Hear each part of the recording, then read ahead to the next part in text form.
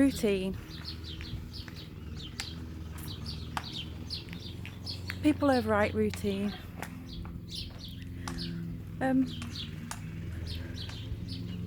When I talk to people about Daniel, their first question is usually, oh, how's he doing without his routine?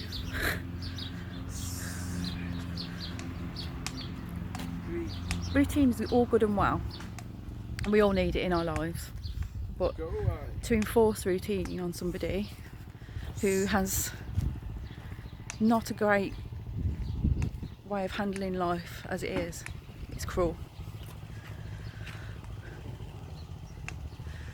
I'm just trying to prove a point. Where we are at the moment is beautiful, isn't it, here, Daniel? Where we are at the moment is Rugeley. This is where Daniel comes to school. It's absolutely beautiful here. Usually we're driving up this bit, this road.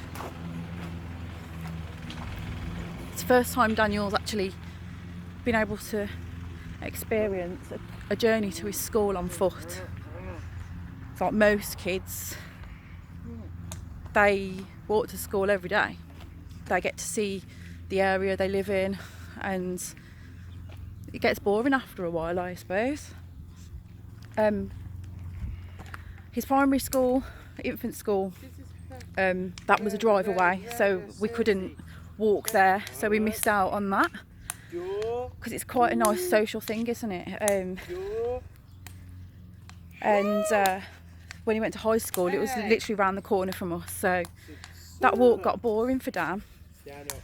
People say they need routine. That's absolute crap. They don't need routine. A lot of people like Daniel have routine pushed onto them, and then when the person who's pushed that routine on them leaves, they're left lost. Anyway, my point is, I'm running out of places. I thought I was running out of places to take Daniel for a walk, because once he's got out once and had a walk, I might be lucky to get him out of the car a second time or a third time, but eventually he gets bored, and so he should. So that blows your routine theories out of the water, all you people that say autism, routine. No. The last thing I'm ever going to make him do is stick to routine.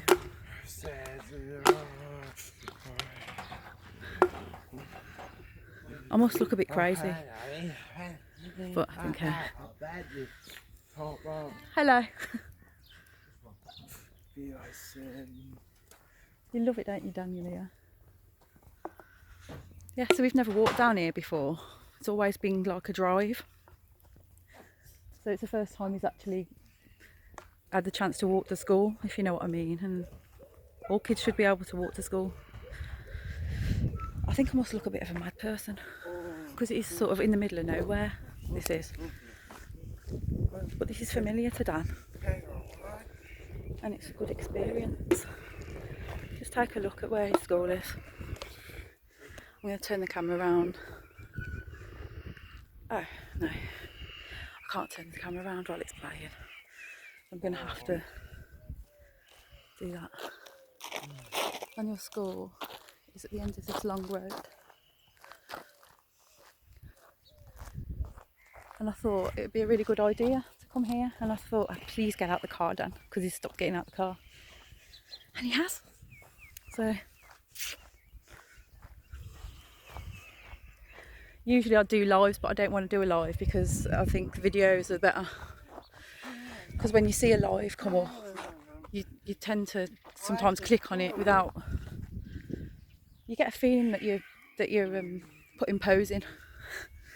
So this way, if someone wants to watch this, they can watch it whenever they want to watch it.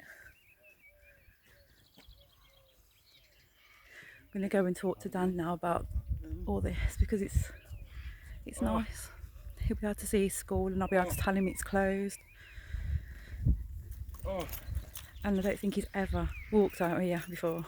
He's been coming to this school for about 4 years. It's a beautiful place to walk. They should bring them out here. Anyway, happy Easter everyone. Don't put that in your mouth, Daniel. Put it on the bottle.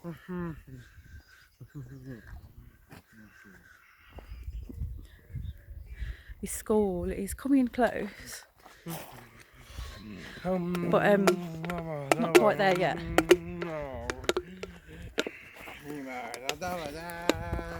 What do you think of your school, Daniel? Is it worth it for all this travelling? Do you like your school, Daniel? Yes. Was that yes or no? Why do it so? You don't? No, I don't. That's what it sounded like. He's happy at home with me. If I had more support and I had some time out, or what people would call some downtime, this would be my favourite job in the world. Spending time with my son. There's just not enough support out there for that, so I have to send him somewhere that might not be, I shouldn't say this, but might not be getting him to his full potential. Got lots to think about, to be honest. If I can get the support, he'd be with me all the time. Fact. Comes to something when you send your child to school for respite.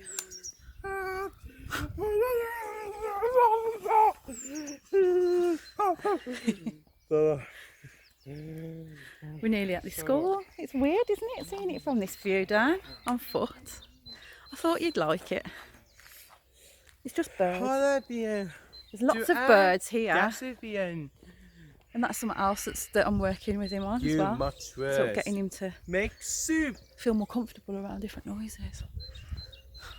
It's not fair that schools have your kids all day, every day. You know, we really don't have much of an influence on them when you think about it. Well, we do, but like that time the school has with them is so vital. If they don't do the right job, it can damage people. I'm going now because I'm going off on one, but yeah, my main point is routine. Autistic people do not need routine. I just think that caregivers find it easier to put a routine in place. Being a parent isn't a job, it's a pleasure. You don't need a timetable. Peace.